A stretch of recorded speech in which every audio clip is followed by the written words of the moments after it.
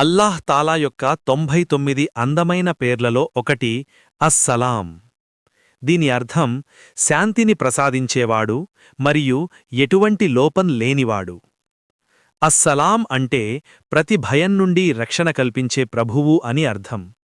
ఆయన ద్వారానే మనకు నిజమైన సుఖశాంతులు, భద్రత లభిస్తాయి.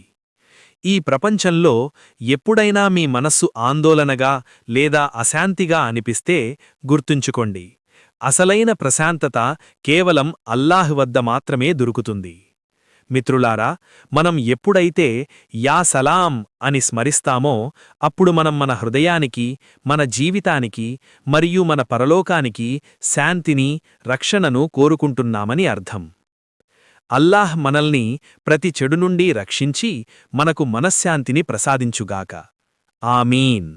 కామెంట్లో రాయండి, యా సలామూ.